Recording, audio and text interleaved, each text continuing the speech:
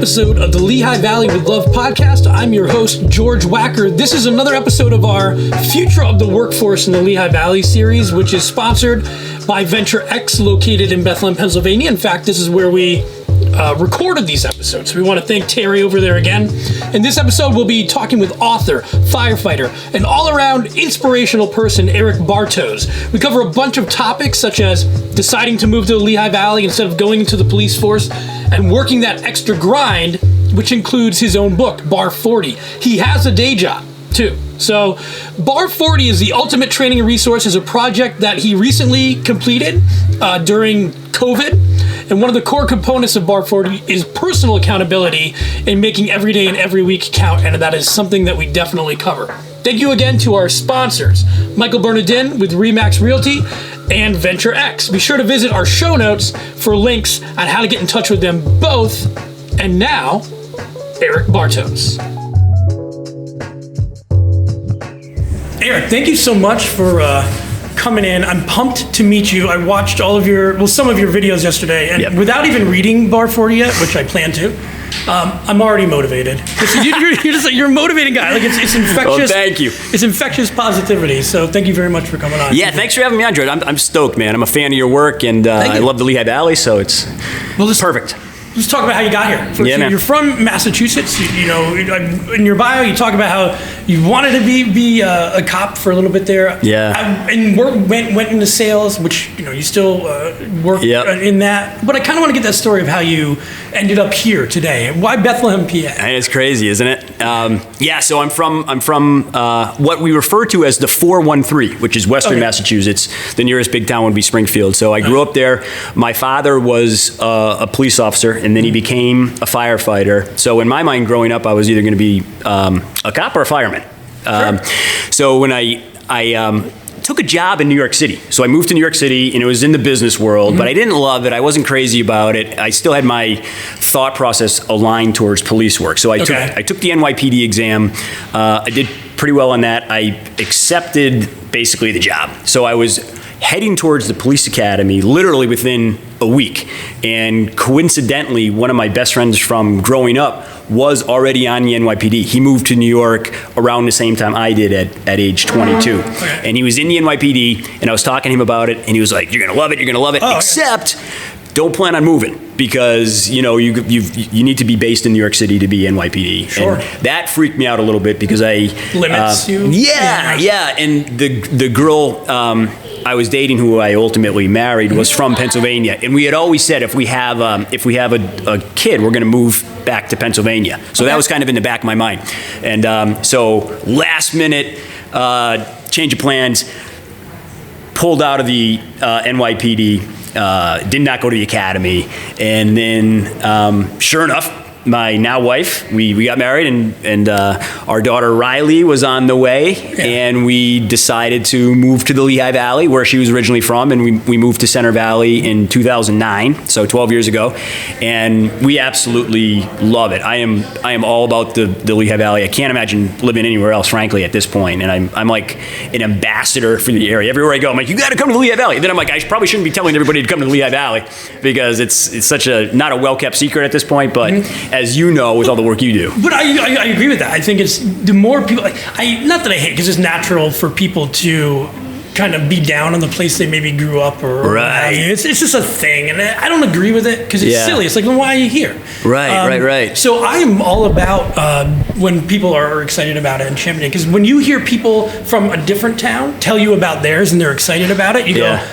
I might actually want to go. I gotta check that place out, right? If they're like, we have our town's not that great, even though we have all these amazing things going on throughout the Lehigh Valley, not even just Bethlehem. Obviously, Allentown, Easton, and Center Valley, Saucon Valley, which you can talk about in a second.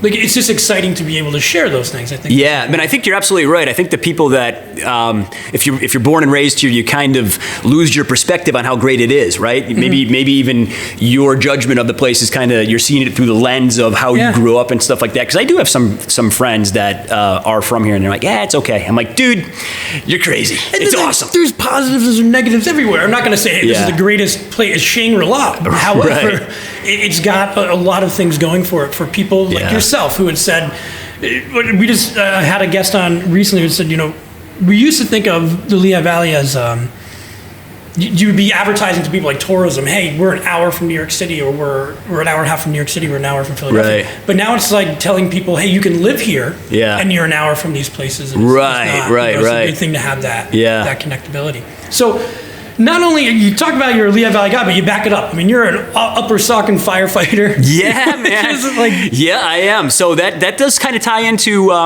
the heritage, right? So my dad being a firefighter, my grandfather was a firefighter. You still were able to you say, I wanted to be one. Well, you still got one of them. It's crazy, you know. So those guys were up where I'm from originally. Those are career departments. Sure. You know, for any listener, the big distinction between fire departments, career is everybody's paid basically, and volunteer is what we have around here. The one thing that people don't often think about with the fire service in America right now, there's about 1 million firefighters. Okay. 70% of those are volunteer. Sure. Around this. So that's about 700,000. So the U.S. is largely volunteer departments, even though we don't realize that when we see a truck pull up and firefighters jump up. I think you just assume. You just assume they're career guys, like on TV. You know what I mean? So anyway, I was able to kind of check off that box and become a firefighter in a volunteer capacity. So we're a pretty active department.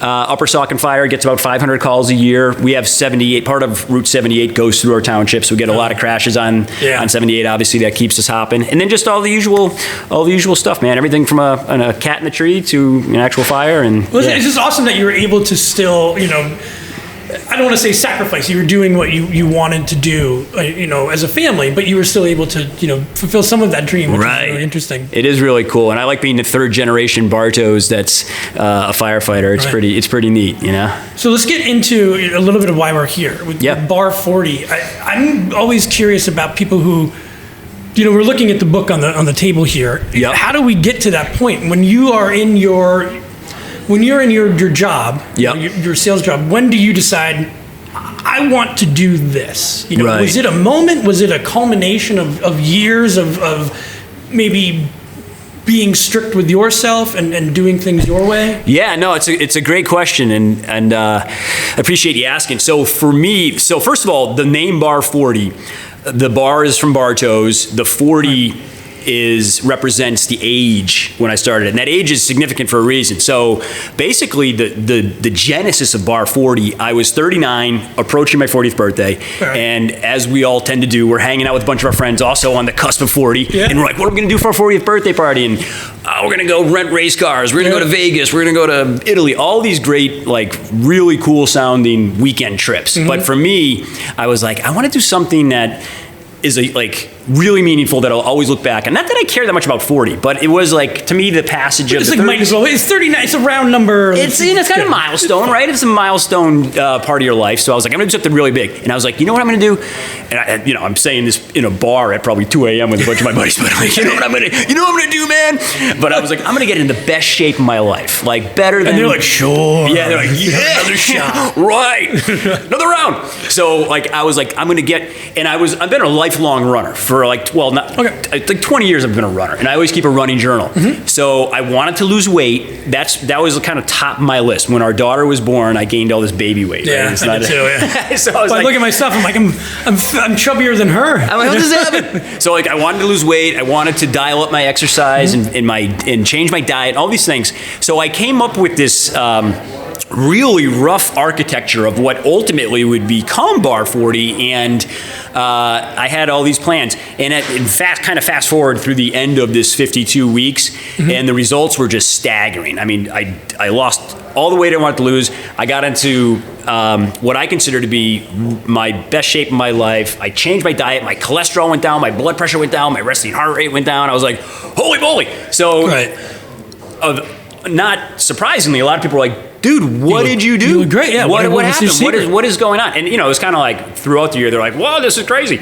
So at the end of that, I started like writing down all these notes and sending to people. People would be like, what did you do? So I would send personalized meal plans, and I would send just all these suggestions. And is this you got this information? I mean, I know you're a runner, but were you like researching this stuff? Crazy research. I was just like this voracious reader. So was this you like, hey, I came up with a recipe? I mean, you can do that after a while. Yeah, but I'm just saying, I wanted to learn. There's with anything related to diet and fitness, as we all know, there's volumes of information out there. Yes. The hard part is distilling through it, especially with regards to diet, because there's like 50 diet plans, or kind of like fad diets.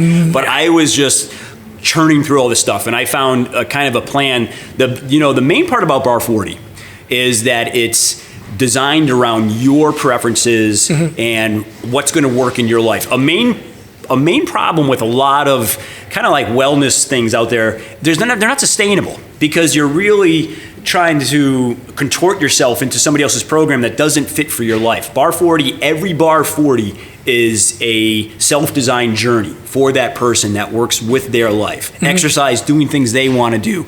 Diet, eating things they want to eat, but substituting to make the choices better. Fitness, it's what you want to do. This is not saying that you have to be a runner or you have to be a biker or a rower. It's finding things that you enjoy being active doing and incorporating them more often into your life. And it's goal setting, right? Identifying 3 big goals that are important to you that have not happened in your life yet for whatever reason, and then building the strategic plan to achieve those goals within the 52 weeks. And that 52 weeks, some people are like, yeah, 52 weeks is a long time. Why? You know what I mean? Why is it so long? And there's a couple reasons for that. One, just understanding how the mind works with regards to habits, right? And habits are kind of the operating system that we all use every day unconsciously. You know what I mean? Like something like 20% of what we do every day is actually choices. Everything else is just like the body and the mind are doing what they do. We're on cruise control. Well, you wake up, we do boom. Like when we brush our teeth, right? We're not thinking upper right, lower right, upper. We're just on cruise control. You know, it's like when we get in the car and we drive to Target, and then we get there and we're like, I don't remember that trip, because our head's elsewhere. I walked downstairs. I'm like, why did I walk into this room? Right. We had a reason, but we are not as in control as we think. So the 52-week duration is really geared towards understanding that it takes time to develop a habit, for better or for worse. A bad habit or a good habit takes a little bit of time. So that 52 weeks gives that amount of runway where we can incorporate these habits that will, and here's kind of the fine print about BAR40. When those 52 weeks are done, you're not going back to your old ways. You're doing the new positive things into perpetuity. If you do, even if you don't want to, but if you do something for 52 weeks, I would hope by the end of that, you don't just go, okay, what did I do 52 weeks ago? Yeah, because you're going to be so, in the results of your changed life. And again, these changes are what's important to you. And that's a big part of this book is a section about goal setting, because those goals, another way, people go wrong sometimes with setting goals. If your wife wants you to get out and ride your bike more, but you hate riding your bike, that's not a good goal. Right? So you may say, all right, I'm going to ride my bike more. But if you're not into it, it's not important. Every pedal, you're like, nah. Yeah, it's a grind. So setting these goals are what's important to you. And that 52 weeks gives you that chance to develop the habits and achieve those goals, which is the tagline of BAR40 is best year ever. So that 52 weeks allows you to live that best year ever, which continues after the year. And then you're living your best life ever. And then you're really off to the races, because you can't put that toothpaste back in the tube and go back. Most people do not. It is a lot of the, let's look at New Year's resolutions, right? A lot of those are done by the end of January. Well, yeah, the first week you go into the gym and there's everybody, and I want people to go to the gym. I'm not saying don't do that, but you see that. The people kind of after a month or so, it's tough. It's tough to keep anything. The life gets in the way, and it does. You got to have a plan that is going to help. You're really going against the headwind being habit. When you're trying to do things that are really fundamentally changing, it's really tough work, right? And there's a lot of times there's an expectation of results without effort, and we live in this on-demand society. I've been doing this for a week. Why am I not? Right. Why am I not losing like 50 pounds? I'm doing everything because we live. It's the good part is with 2021 is we have all this technology and apps, and we can get anything we want. Good. Again, it's it's great that we're able to do this, but still, it changes the way we think, right? Because now we develop this mindset of instant gratification, which does not lend itself to prolonged effort. So the BAR40 is all about mindset, right? It's an operating system for your life where you're committed for the next 52 weeks. I'm going to be living this best life, and the best year is made up of all these best days. That said, and this is a question I get all the time. People are like, "Well, what happens when I have a bad day, or if I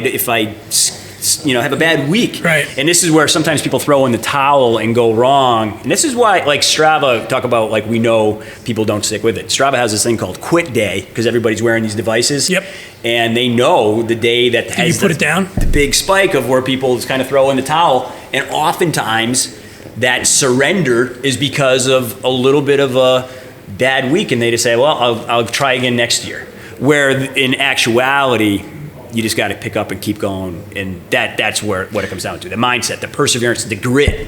You know what I mean? You talk about best year ever, and we look at the last 52 weeks. I mean, wherever the pandemic may have started for some people, but I look at that week. That 52 weeks was the best year ever and the worst year ever in some ways. Where you talk about having to change habits and do things differently. Where some people were kind of forced to do that, and it turned out to be a good thing. You know, so I have found some habits that we got from, hey, we can't go out as much. And, I'm a little bit bored. I'm going to start working out a little bit more. Home more often. And then after a couple months, you're like, wait a minute. Not that that it was a good thing, but just these circumstances showed me that, hey, a little bit of curbing some of those things and having a better outlook on it can help. Real reset button for so many aspects of our life. And I think one thing COVID certainly did too, if you want to always try to find the silver lining, was it really kind of changed our perspective on self-care and wellness and staying healthy, right? I think so. Everybody we lived in this ambient stress of health-related stuff. Very reminded of our own mortality every day. Absolutely. And that definitely affects. Yeah, and people are like, man, I want to live healthier. A lot of the hectic pace of life was stripped away, obviously. And the other side of it too, and BAR40 speaks to this, a lot of people started working from home, and they also lost a lot of that routine and structure that kind of kept them on track. So, we are doing these like employee wellness programs, working with companies on how they help their employees live their best home as for the first time they're working remotely instead of being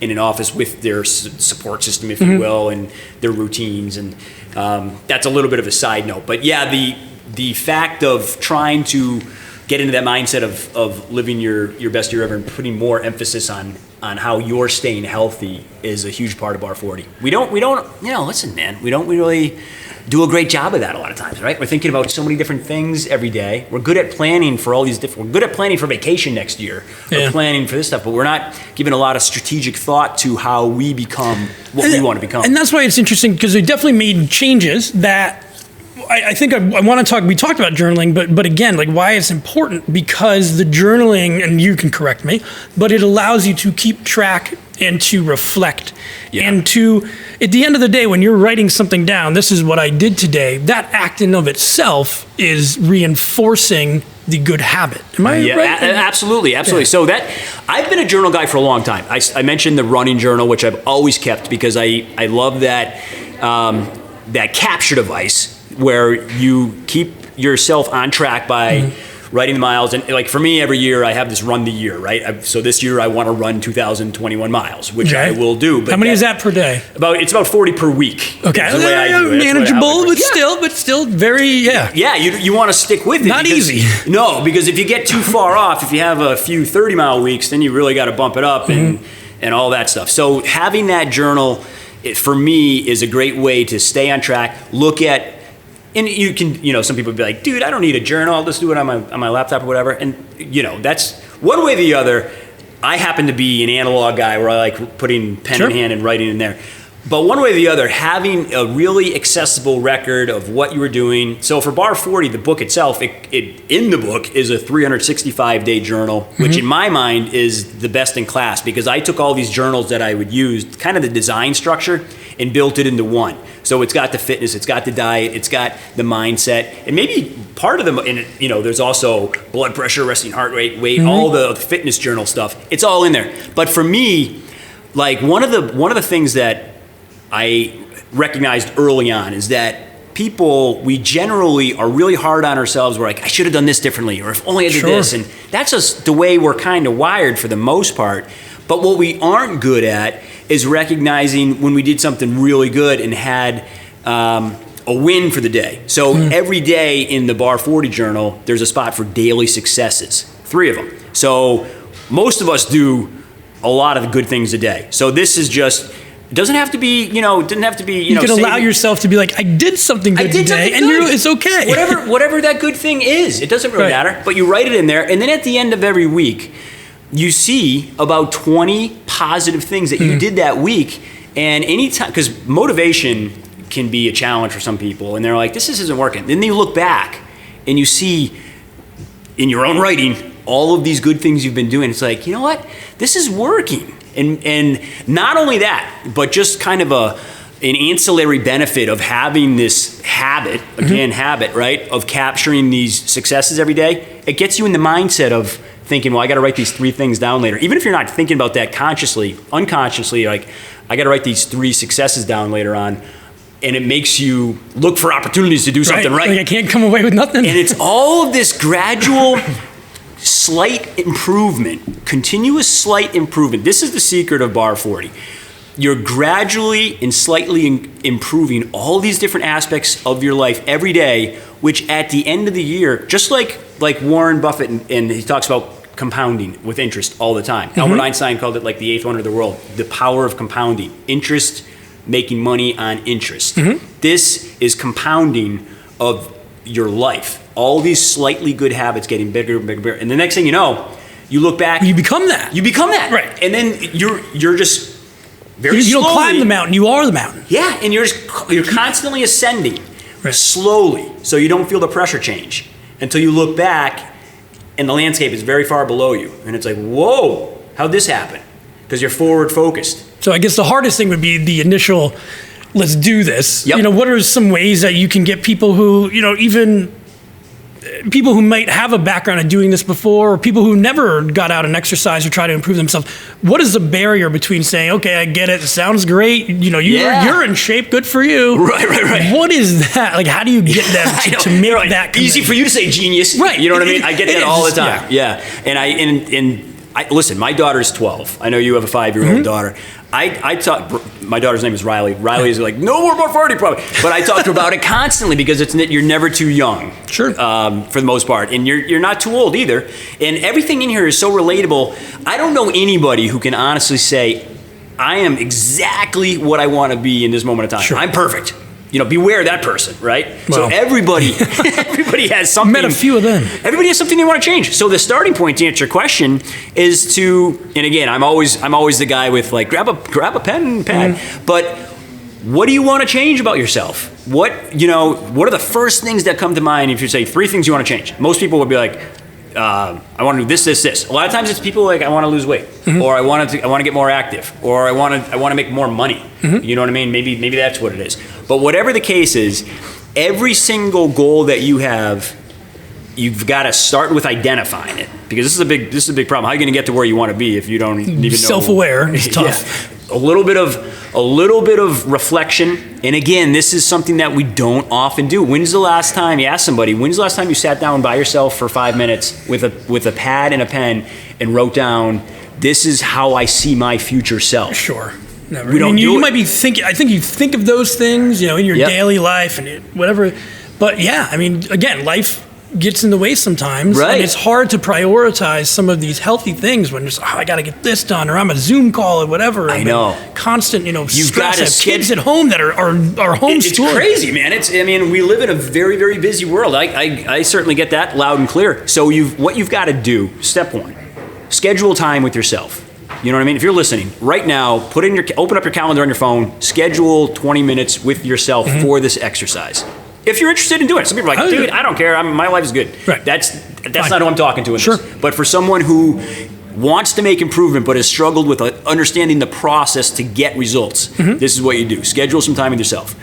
When that time comes, maybe it's on Sunday or Tuesday next week, you sit down with that pad and that pen. What 3 things would I like to see happen? Would I like to be able to say a year from now with my future self, this is what I did in the last 52 weeks? Because this year is going to go by.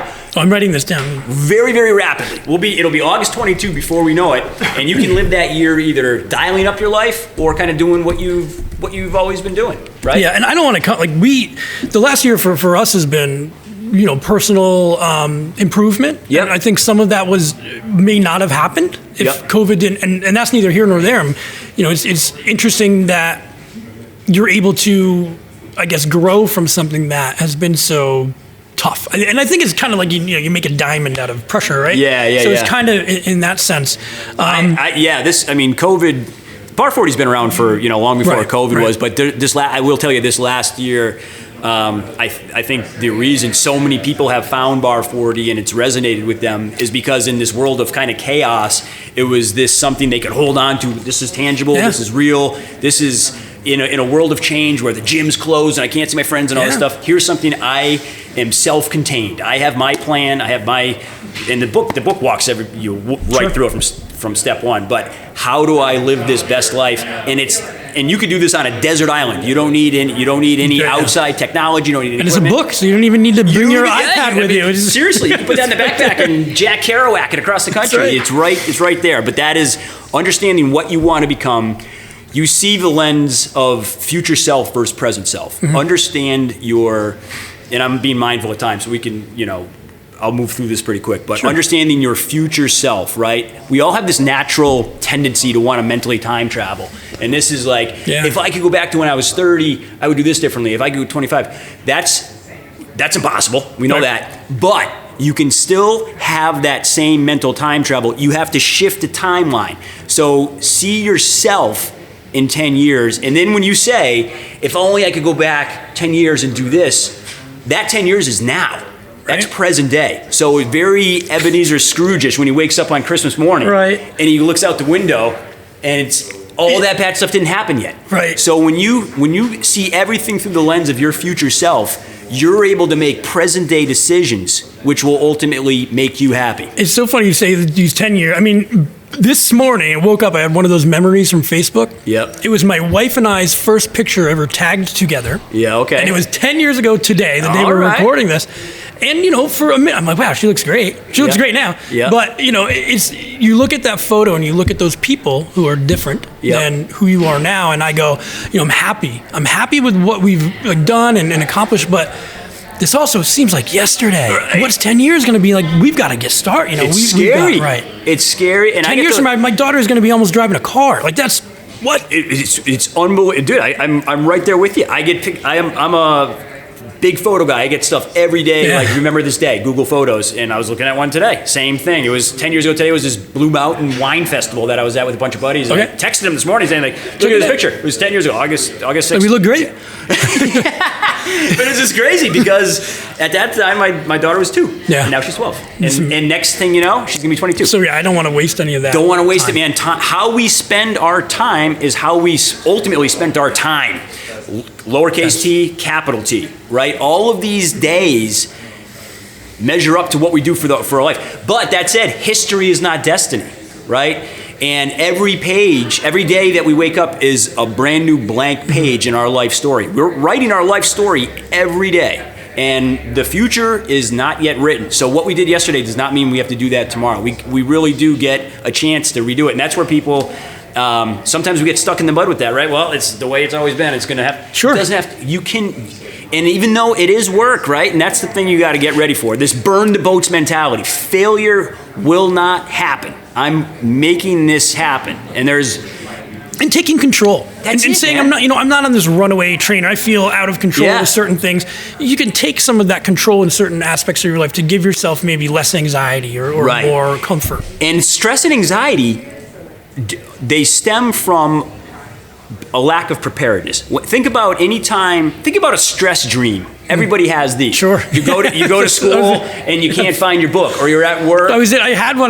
They had the test, and I'm like, wait a minute. I haven't been to any of these classes, and I didn't know exactly. So, or you're trying to get to work and you can't find your car keys. All these things. Yeah. When you're having these dreams, that's your mind on some level thinking that you're not prepared for what's coming up. Mm-hmm. So in life, in our waking state, a lot of our stress comes from not feeling like we're ready for something. So when you start BAR40 or any other program that's really designed to change your life, you automatically feel this heightened sense of control every day because finally you're, like when you're procrastinating and you have to do this thing for work or for at home, and then it's like you keep thinking about it, and then you start it, it's like, it just feels good. This isn't that bad. It's not that bad. It's never as bad as we think. And then you start doing it, it's like, all right. I do that constantly. Yeah. And the thing is just being so cooped up for so long too. Yeah. But coming out of that, and this all aside, and this is good. We could talk about BAR40 forever, and I hope all the stuff's in the notes. We literally could, yeah. But all the stuff's in the notes, so really, check it out. But what I think is interesting for anybody who might, they see a book like this and they're like, oh, hey, some guy trying to get rich quick. Right. But we're going to talk about like Venture X now, where we are. Yeah. Your BAR40's based here. You have your own day job. It's not like, so it's really interesting that you're trying to share this. Clearly it's another facet. It's another thing that you're interested in doing, but you're really trying to help people. That's all I ever try to do. And if it was up to me, there would be free copies of BAR40 on every street corner of the Lehigh Valley. So my thing is, how do I help as many people as possible? And like, I'm a volunteer with Big Brothers Big Sisters. I'm on the fire department. I coach lacrosse. What more can you? You have no time. Everything I do is sleep. Yeah, it's oriented towards helping other people. And I know that we all share the same goal, that we want to live the healthiest and happiest life. That's, forget about money and all that stuff. Healthy, happy, longevity, being able to enjoy our family and friends, our kids, our grandkids. That's all it's all about.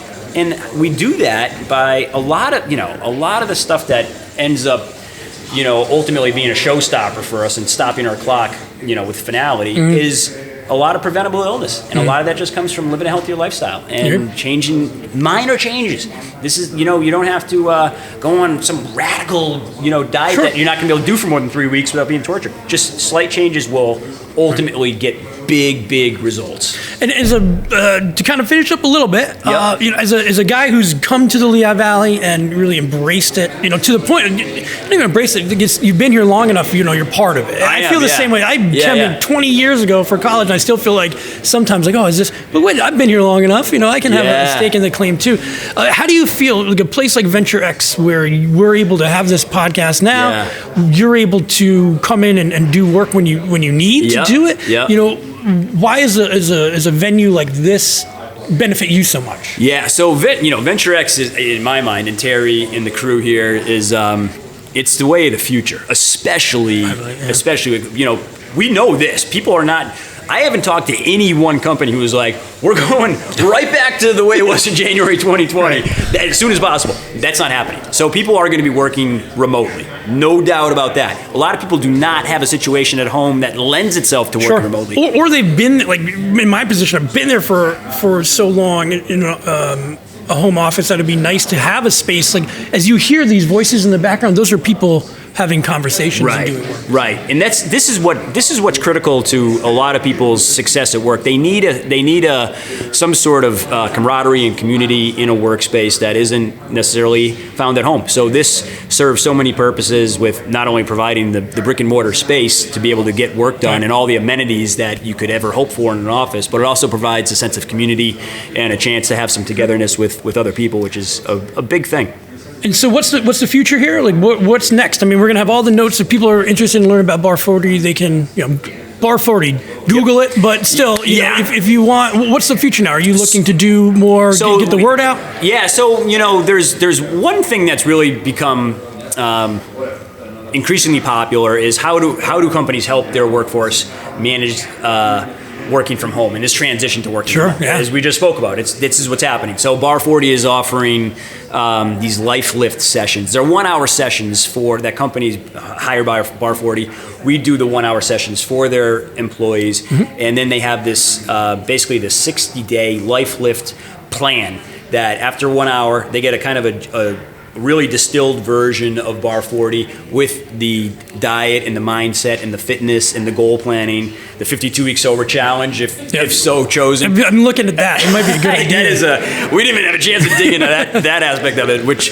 is a whole other topic. Right. But at the end of that, they have this 60-day program where they will start getting immediate results. And again, after 60 days, you're sort of off to the races a little bit. So the BAR40 wellness presentations for companies.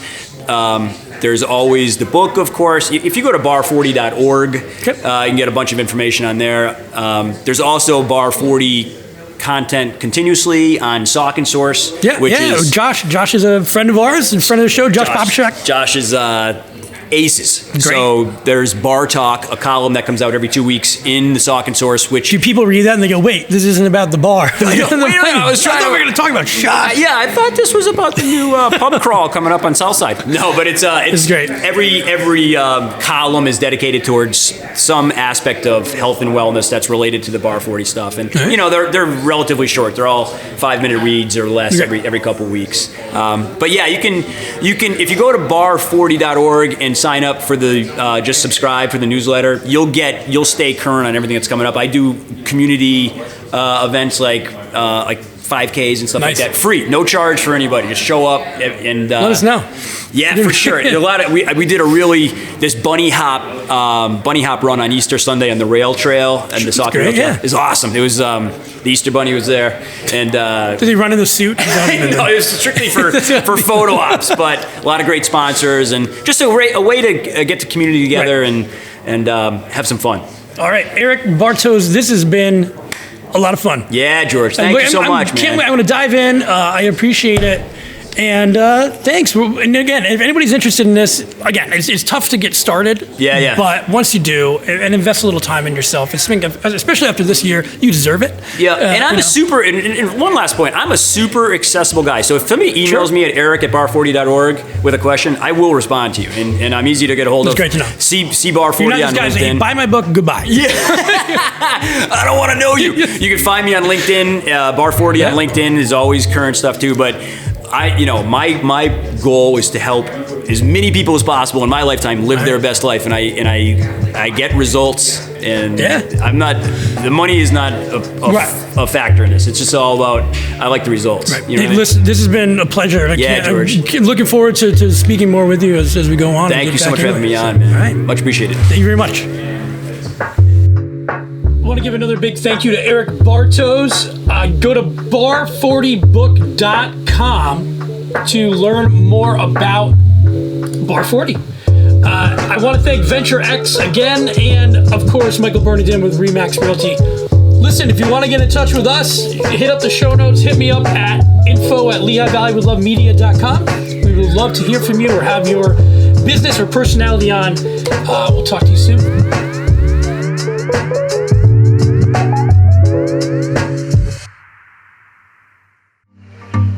Looking for a bigger home? Find Mike. Looking to downsize? Find Mike. Looking for a home in the Poconos? Find Mike. Looking for your very own bat cave? Find Mike. When looking to navigate the Lehigh Valley real estate market, the first move is to always find Mike Bernardin with Howard Schaefer and Associates of Remax Real Estate. He can help you build the right game plan to achieve all your real estate goals. Whether it be a home with 10 bathrooms, a home with a large garage to park your Tesla or vintage Ford Pinto, or just something perfect for you and your family, finding Mike Bernardin is always the best way to go. So, what are you waiting for? To make all your Lehigh Valley real estate dreams come true, all you have to do is find Mike Bernardin with Howard Schaefer and Associates of Remax Real Estate.